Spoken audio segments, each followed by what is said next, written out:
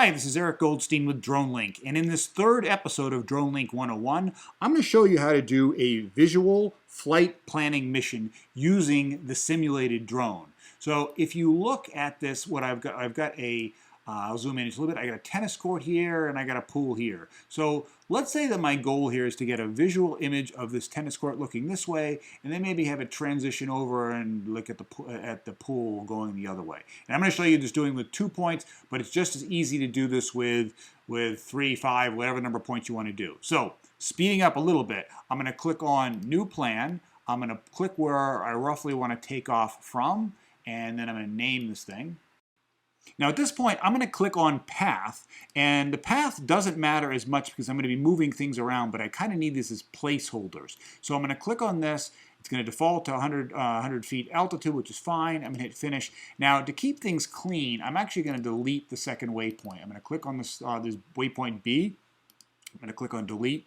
I'm actually going to end up deleting this other waypoint as well. But let's just bring this thing over. Let's look at the tennis courts. I'm going to right-click around the tennis courts. I'm going to click on Simulated Drone. It's going to bring up the video. Now, if you haven't tried this already, there's a couple different ways that you can move the simulated drone. You can actually drag and drop this little plane. You can, if you right-click and kind of pull back and forth, it'll let you zoom in and out of the map.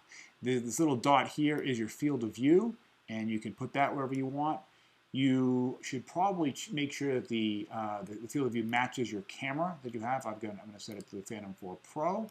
Now, once you can also move the map from, you move the field from the actual map itself. If you want to change the altitude, you can click here and drag and drop the altitude this way. That'll do it. You can also click on the map itself and kind of drag and drop this way. This will do it as well. You can also click on the little airplane icon on the map, and this will also bring up the ability to change the altitude. But let's just leave it where it is. We've got our view. It's kind of looking at our tennis courts, kind of the way we want it to be. That's great. Now, here's the trick. I want to take this first waypoint, which is actually the approach waypoint. I'm going to put it right on top of where that simulated drone is. Okay?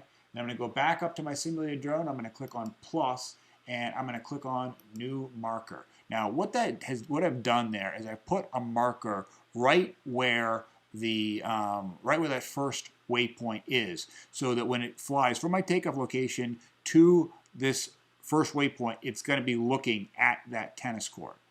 At this point, let's get a view now looking at the pool, coming this way. So I'm going to right-click here. I'm going to click on Simulated Drone again. Let's swing this guy around like this. It's got the pool in view. Let's raise it up a little bit as well. Let's right-click here. Let's bump this thing up to 270 feet or so, and let's fix it in the map. So it's got the pool in view. Change it a little bit. Bring it something like this. Good. So now, well, we can actually do the same thing we did before with the first one. We can put a marker here, then drag this one over. That's one way to do it. I'm going to show you one other way to do it. If you click on plus and you click on New Waypoint plus Marker, it will create that path. Now it has this waypoint A, waypoint alpha in place. Let's delete this guy because we really don't need him anymore. And you can see now that I've got a straight path from waypoint, the first waypoint, or this is the approach waypoint, to the second waypoint. We've got a marker here and a marker here, and that's it. Let's preview this thing. Now I'm going to drag this guy off to the right here a little bit, just to kind of get so it's right before the first waypoint. Then I hit play, and you can watch. It'll initially transition over and start looking toward the tennis court.